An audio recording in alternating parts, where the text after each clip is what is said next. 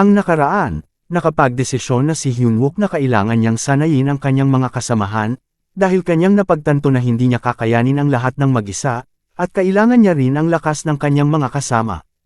Upang maumpisahan na ang pagsasanay na hinding-hindi nila makakalimutan, ay ikinulong sila ni Hyunwook sa loob, at ito ay kanya munang pinabayaan. Kasalukuyan, matapos niyang ikulong sa lugar ng pagsasanayan ang kanyang mga kasamahan, ay kanya itong iniwan at pumunta sa isang tindahan. Sa loob ay pinag-uusapan naman siya ng dalawang kababaihan, dahil sa kanyang nagawang paglinis sa tarangkahan, at pagtapos ng unlock event sa Seoul Station. Dahil sa kanyang nagawa sa istasyon, ay akala ng may mixing buhok na babae, siya ay may malaki at maskuladong pangangatawan, habang ang ating bida ay abala lang sa paghahanap ng kanyang bibilhin para sa kanyang mga kasamahan. Maya-maya lang ay nakaramdam na siya ng pangangati ng kanyang tainga, kaya nasabi niya sa sarili kung pinag-uusapan ba siya ng iba. Sa tindahan kung saan siya pumunta, ay naririto din si Soyuna, kasama ng dalawa pang sundalo, na inuutusan ito na ang bibilhin lang ng mga ito ay depende sa dami ng manggagawa, na kanilang pinadala sa bawat company, at sumang-ayon naman dito ang dalawa. Pagkatapos niyang utusan ang dalawa, ay kanya namang napansin si Hyunwook, kaya napatanong ito kung bakit siya naririto, dahil oras naman ngayon ng kanyang individual training. Sumagot naman siya na napatigil lang muna siya dito, upang ibili ng maiinom ang kanyang mga kasamahan na kasalukuyang nagsasanay ngayon, habang siya ay nakasaludo. Napamura naman siya sa kanyang isipan, at napatanong kung ano ang tinitingin ni Oh Sang-guk sa kanya. Ito yung leader ng mga virus gang, kaya ganito na lang kasama ang tinginan nito sa kanya. At sa kabila naman ay, mariinding nakatitig sa kanya ang isa pang kasama ni Soyuna na parabang kinikilatis siya. Nagtanong naman ulit si Soyuna sa kanya kung natanggap ba nito ang Rebellion of the Apathy Achievement, tumugon naman siya ng may pagsang-ayon. Ayon dito, ang ulat tungkol sa kanyang pambihirang pagganap sa istasyon ay kapanipaniwala. Ngunit sa palagay nito si Hyunwook ay may iba pang tinatago. Iba din talaga ang pandaman ni Soyuna. Itinanggi naman ito ng ating bida, at nagsabi na kung ano naman ang kanyang itatago.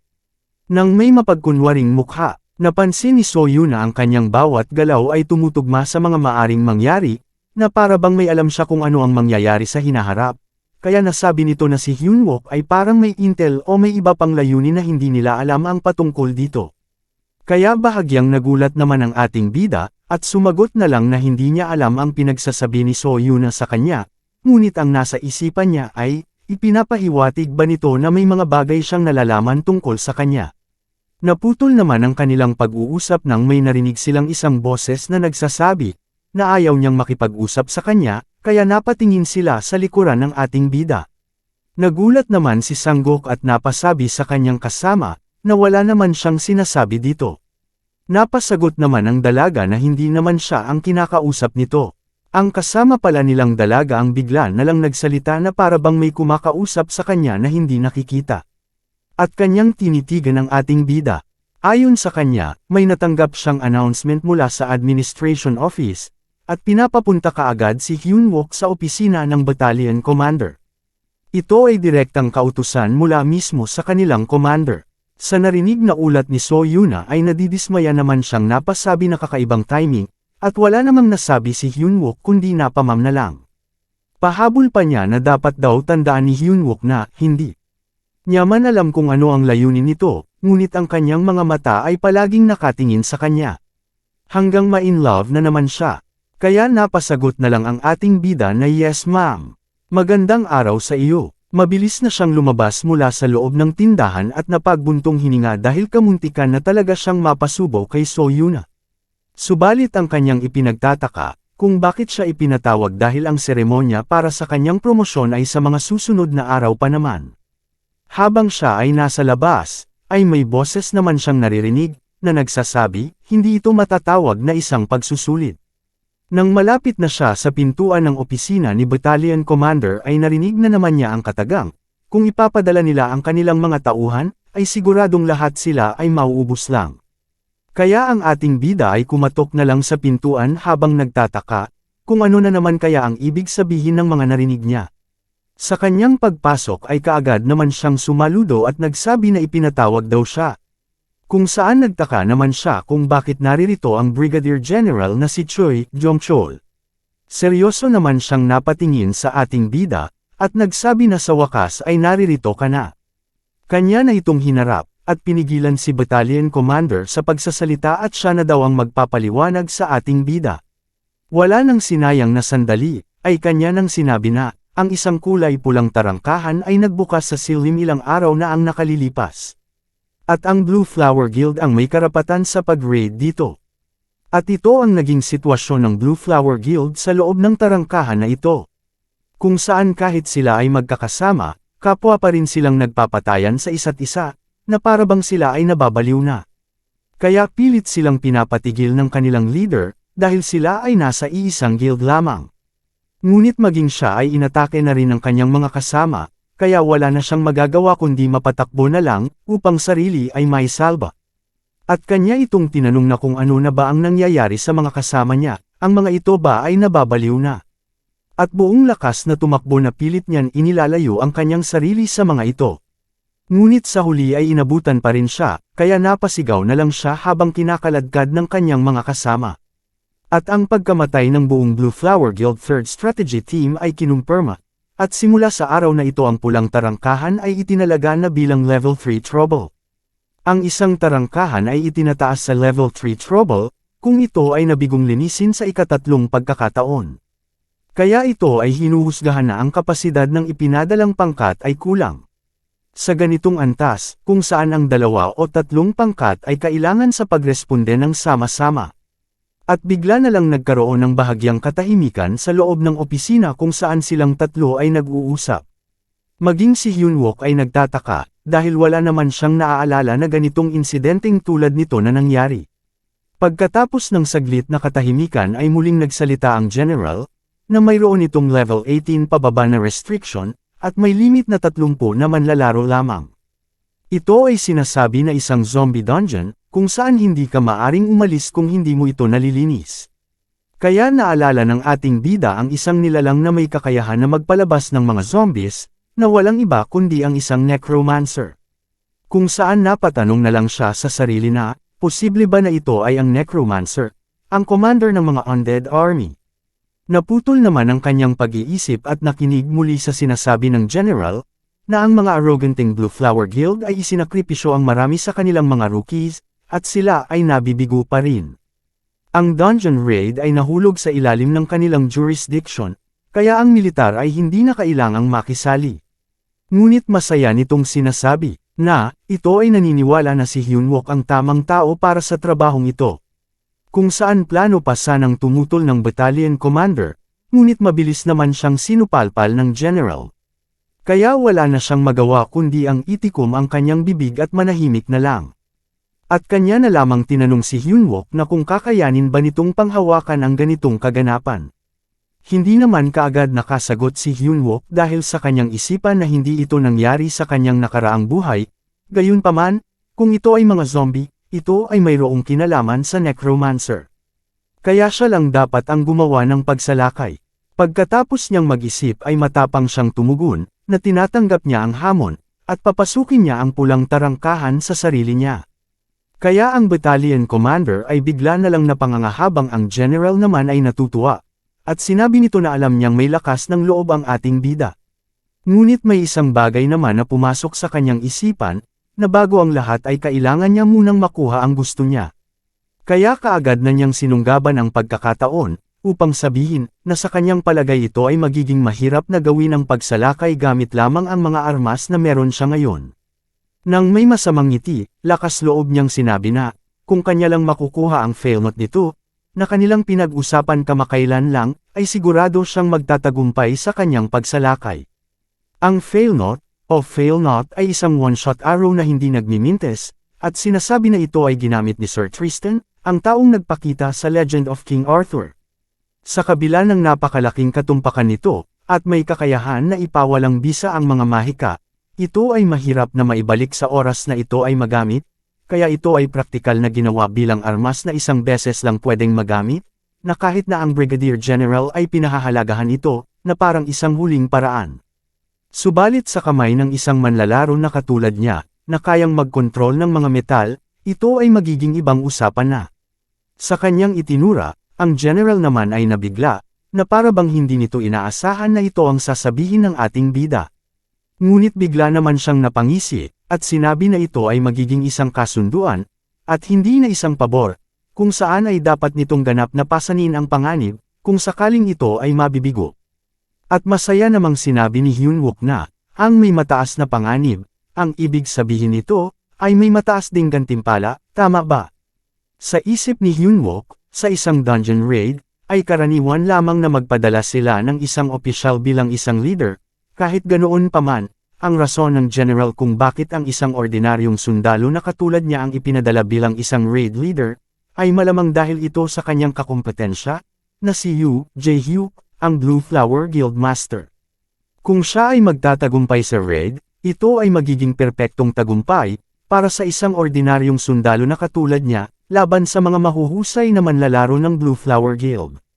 At kahit siya ay Mab Aigo, ito ay hindi kinakailangan na makita bilang isang pagkabigo para sa buong militar. Kung siya ang magtatagumpay, ay hindi lamang nito patatahimikin ang mga nagdududa sa AMT, kundi makakamit din nila ang magiging kalamangan, sa nangyayaring labanan nila ng Blue Flower Guild. Masaya namang tumugon ang general sa kahilingan ni Hyunwook, at kanya nang ibibigay kaagad ang fail note. Kahit anuman ang magiging kalabasan ng raid, ito ay isa pa ring panalo na sitwasyon sa Brigadier General Choi.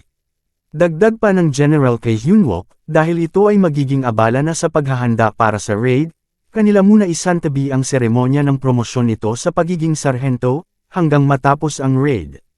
Napasabi naman si Hyunwook sa sarili na, ang tusong matanda na ito, wala naman siyang intensyon na samantalahin ang sitwasyon. Ngunit hindi na talaga siya papaawat, at masaya niyang sinabi na, ang fail note ay ang ipinangako niyo noong nakaraan, kung siya ay magtatagumpay sa raid na ito, gusto niya namang humingi ng karagdagang gantimpala. Napangisi na lang siya sa kanyang narinig mula sa ating bida, at napasabi na lang na tignan mo ang lalaking ito. At sa huli ay tinanggap niya na lang ito, ayon sa kanya, kung magtagumpay si Hyunwook sa raid, ay ipinapangako niyang pakikinggan niya ang kahilingan nito. Kaya masigla namang nagpasalamat si Hyunwook sa kanya, at ipinangako ang kasiguraduhan ng tagumpay sa raid na ito. Silipin na muna natin ang naging kalagayan ng iniwan ni Hyunwook na mga kasamahan, kung saan nagawa naman nilang malampasan ang pagsasanay, at ang halimaw na kanilang kinalaban ay makikita na nating nakahandusay, na wala na ring malay. Ngunit halata naman sa kanilang mukha ang hirap na kanilang pinagdaanan bago nila ito mapagtagumpayan. Masaya namang sinabi ni Junmo, na ang isang C-class na training room ay hindi na isang malaking hamon sa kanila, at kumpiyansa na sila na kaya na nilang panghawakan ang kahit na anong operasyon. Masaya naman silang sinalubong ni Hyunwook, at sinigawan na kailangan na nilang ihanda ang kanilang mga kagamitan. Kaya lahat sila ay natulala, hindi maintindihan kung ano ang ibig sabihin ng ating bida. Dahil kanyang nakita na ang lahat ay nabigla, malakas niyang sinabi sa mga ito na, support squad, ito na ang kanilang unang solo deployment. Kung saan nagulat naman si Park Junmo sa kanyang narinig na solo deployment, at hindi naman daw nila hiniling ang ganito. Pagkalipas ng 2 araw, ay handa na ang pangkat ni Hyunwook na sumabak sa labanan papunta sa nagbukas na isang pulang tarangkahan. Paalala niya sa kanyang kasama, na dahil ito ay isang zombie dungeon, ay kailangan nilang gumamit ng bala na may halong banal na kapangyarihan. Ito ay may mas matagal na recoil kaysa sa isang normal na bala, kaya dapat silang maging maingat sa paggamit nito. Ito ay hindi na isang pagsasanay, kaya ang lahat ay dapat na mananatiling maging alerto, kung saan sumagot naman ang kanyang mga kasamahan na, kanila itong naiintindihan. Tinanong naman siya ng isa niyang kasama na kung dala ba niya ang fail note. Kanya naman itong tinugunan, na wala dapat itong ipag-alala, at ito ay kanyang dala. Upang ang lahat ay hindi na mabahala, ito ay kanya nang ipinakita, at nasa kamay na niya ito. Pagdating nila sa kampo ng Blue Flower Guild, sa pulang tarangkahan ng Sillimdong, ay pinababa na niya lahat ng kanyang kasama, at kaagad naman na sumunod ang mga ito. Tinawag naman ng isang sundalo si Hyunwook, at sinabihan na bago sila pumasok sa tarangkahan, ay kailangan muna niyang sumali sa pagpupulong tungkol sa operasyon, kung saan kaagad naman siyang sumang-ayon, at iniwan na kay Junmo ang pamamahala sa grupo. Magalang naman ito na tinanggap ni Junmo, habang ang kanyang mga kasama ay may tinitignan na hindi kaaya-aya. Kaya naman pala, kanilang nakikita ang mga miyembro ng Blue Flower Guild na hindi natutuwa sa pagdating nila. Sabi pa ng nakatayo na, sila ang AMT Support Squad na mga ordinaryong sundalo. Ang support squad na may mga pinakamababang ranggo sa AMT. Dagdag pa niya na kung hindi ba sila makikipaglaban na may mga pabigat lang na mga kasama. Higit sa lahat, ay malalaman din nila ang tungkol sa retrieval operation, samantala si Hyunwook ay nakikinig lang sa kanila.